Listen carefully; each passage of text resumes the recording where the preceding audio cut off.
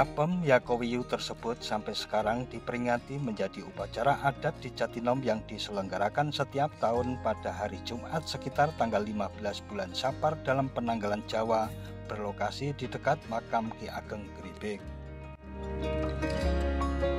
Dari penyebutan kata Yakowiyu ini, tradisi saparan di Jatinom juga disebut masyarakat dengan nama tradisi Yakowiyu.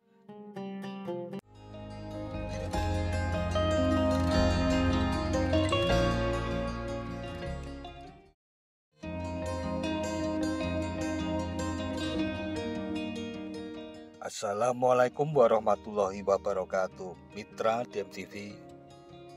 Jatinom yang berada di wilayah Kabupaten Klaten selain banyak memiliki wisata pemandian juga memiliki situs yang menjadi destinasi wisata religi karena pernah menjadi pusat penyebaran agama Islam di Jawa pada era Sultan Agung Hanyokrokusumo.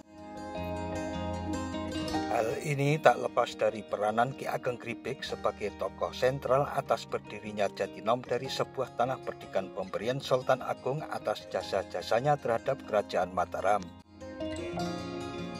Tokoh Ki Ageng Gribek diketahui berkedudukan di beberapa tempat berdasarkan peninggalan situs baik berupa kompleks makam dengan masjidnya, literasi tulisan, tradisi kultural maupun nama-nama toponim.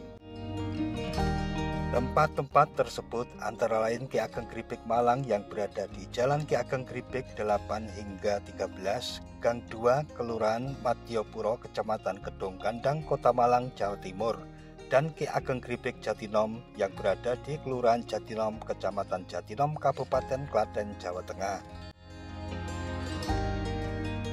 Pada konten ini yang menjadi pokok bahasan lebih ke ketokohan Ki Ageng Gribek Jatinom yang tentunya masih ada kaitannya dengan Ki Ageng Gribek Malang. Ki Ageng Gribek Jatinom juga kerap dihubungkan dengan situs Sarian yang berada di Dusun Sarian, Kelurahan Wonokromo, Kapanewon Barat, Kabupaten Bantul, Daerah Istimewa Yogyakarta. Sebagian besar masyarakat meyakini jika situs Sarian merupakan fondasi kuno masjid yang dibangunnya sebelum pindah ke Jatinom, Klaten. Setelah kepindahannya ke Jatinom, ketika sepulang naik haji dari Mekah, beliau membawa oleh-oleh berupa kue dari Arab Saudi yang kemudian dibagikan kepada murid-muridnya. Karena banyaknya jumlah murid, kue tersebut tidak mencukupi, maka Ki Ageng Gribek meminta Nyi Ageng Gribek istrinya untuk membuatkan kue apem supaya kekurangan itu tercukupi. Kue apem inilah yang kemudian disebut dengan nama Apem Yakowiyu. Apem Yakowiyu berasal dari doa Ki Ageng Gribek sebagai penutup pengajian yang berbunyi, Yakowiyu ya Aziz Kowina wal muslimin, Yakowiyu warizukna wal muslimin, yang artinya, ya Tuhan berikanlah kekuatan kepada kami segenap kaum muslimin.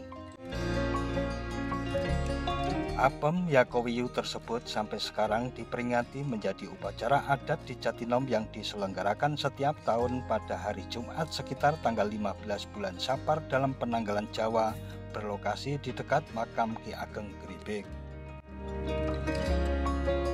Dari penyebutan kata Yakowiyu ini, tradisi saparan di Jatinom juga disebut masyarakat dengan nama tradisi Yakowiyu.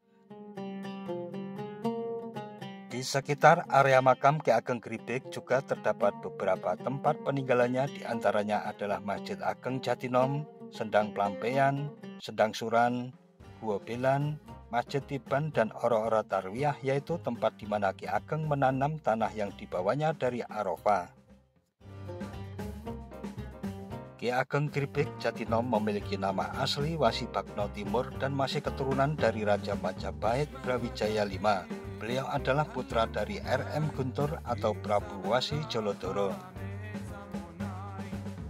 Dikutip dari yasirmaster.com dalam judul Misteri Ki Ageng Gribek Leluhur Kiai Ahmad Dahlan disebutkan bahwa di dalam silsilah yang disusun oleh Kiai Sujak, salah seorang murid Kiai Haji Ahmad Dahlan yang bersumber dari dokumen kitab Ahlul Bait, diperoleh informasi bahwa pendiri Muhammadiyah Kiai Haji Ahmad Dahlan merupakan keturunan Sunan Giri melalui jalur Ki Ageng Gribek.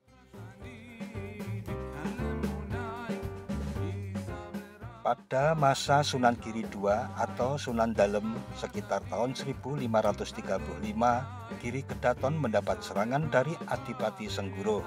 Berdasarkan Tedak Dermoyudan, serangan ini berhasil ditahan oleh putra Sunan Giri yang bernama Pangeran Kedayang. Bukan itu saja, kemenangan ini memberi peluang Islam menyebar di daerah Jaha, Pendit, Kepanjen, Dinoyo, dan Polowijen.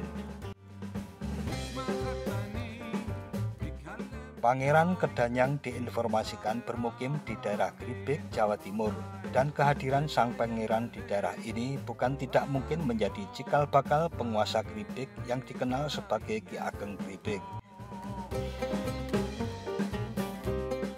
Sosok Ki Ageng Gribik yang kemudian dianggap sebagai leluhur Kiai Haji Ahmad Dahlan bisa terlihat pada salah satu versi silsilah berikut. Sunan Giri I atau Prabu Satmata, salah seorang anggota Wali Songo berputra Sunan Giri II atau Sunan Dalem, penguasa Giri Kedaton 1506 hingga 1546.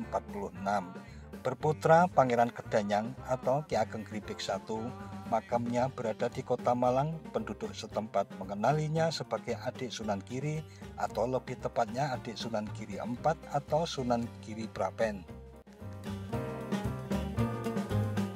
Pangeran Kedanyang berputra Ki Ageng Gribik II. Sosok inilah yang kemudian menjadi suami Raden Ayu Seledah, putri Sunan Prapen atau Sunan Giri IV. Kemudian berputra Ki Ageng Gribik III yang berputra Ki Ageng Gribik IV.